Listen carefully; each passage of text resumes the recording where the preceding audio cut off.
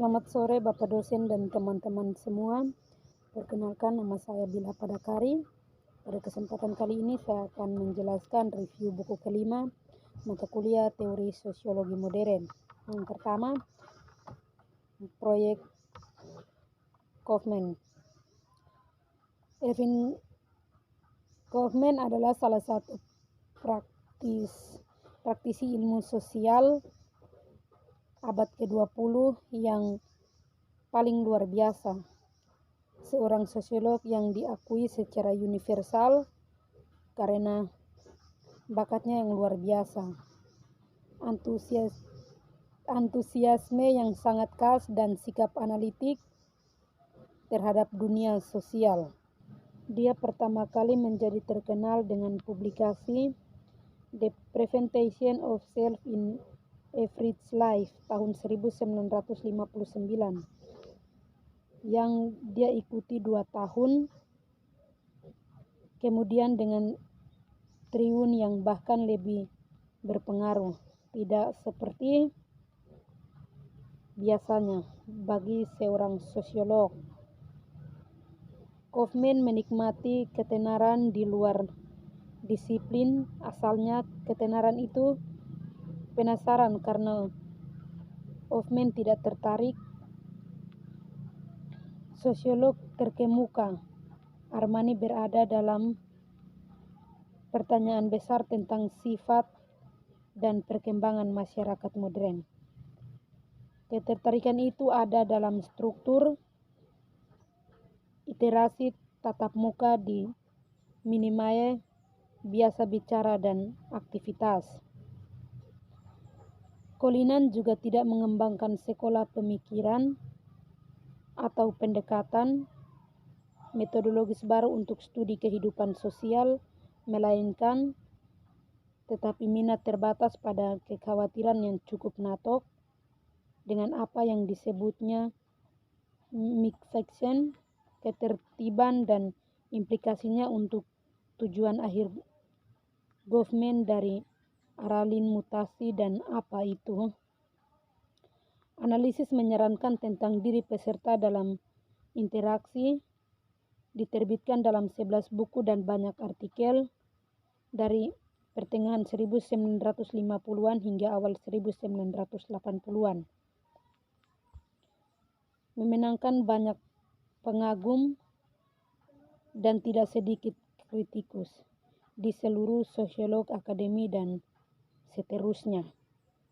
Tulisan-tulisan Erving Kaufman selalu menarik penilaian yang ekstrim, sementara banyak pembaca tertarik dan senang dengan ketajaman pengamatan dan oleh analisis yang tak tertandingi tentang kehidupan sosial biasa. Yang lain putus asa atas karya Kaufman, menganggapnya sebagai penghindaran palsu dari masalah teoretis, teknis, dan moral serius yang telah menjiwai sosiologi sejak itu. Permulaannya melapisi tanggapan ini merupakan kebingungan yang meluas tentang karakter luas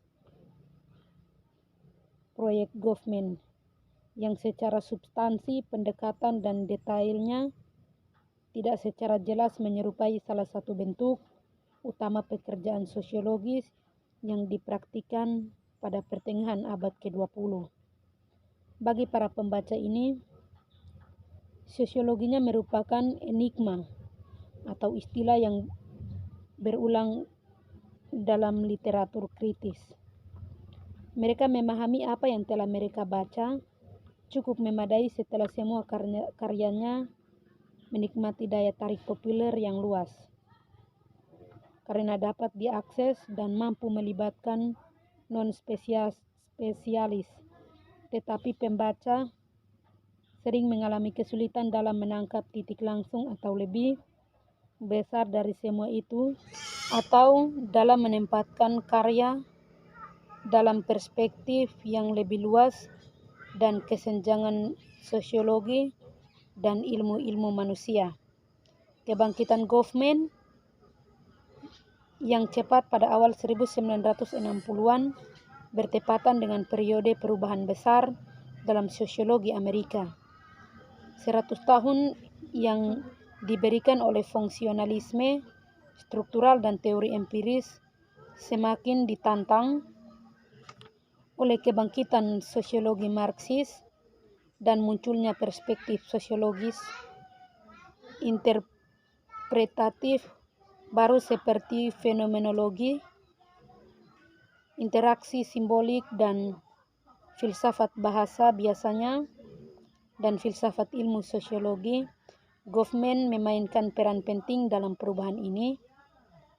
Ia lebih sebagai contoh konsepsi alternatif praktik sosiologi daripada sumber daya teoretis itu sendiri.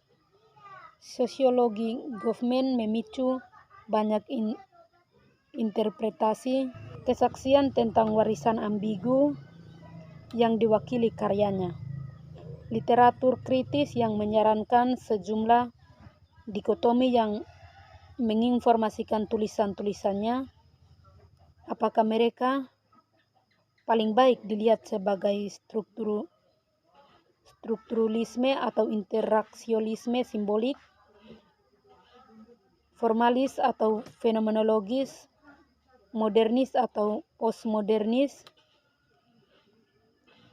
Machiavellian atau eksistensialis, realis atau empiris.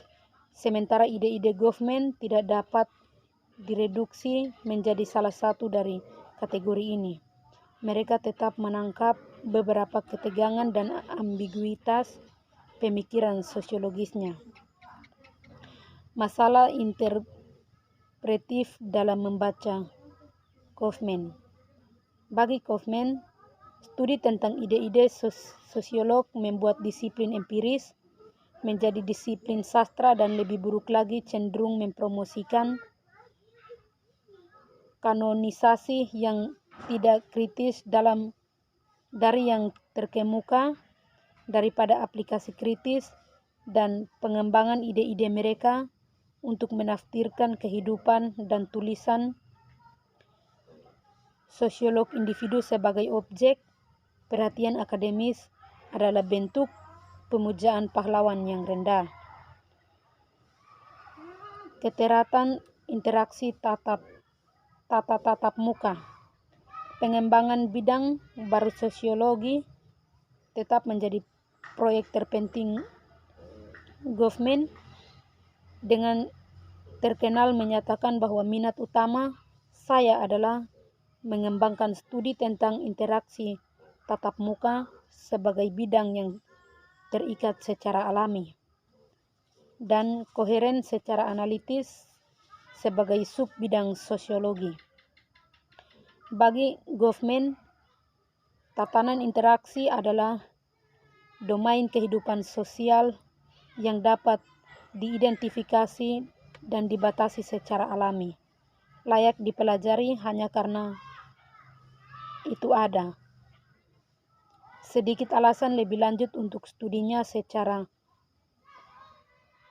tegas diklaim sebagian besar karya dunia terjadi dalam situasi sosial, dan Goffman lebih lanjut menyatakan bahwa ada juga pengertian penting di mana orang menjadi bagian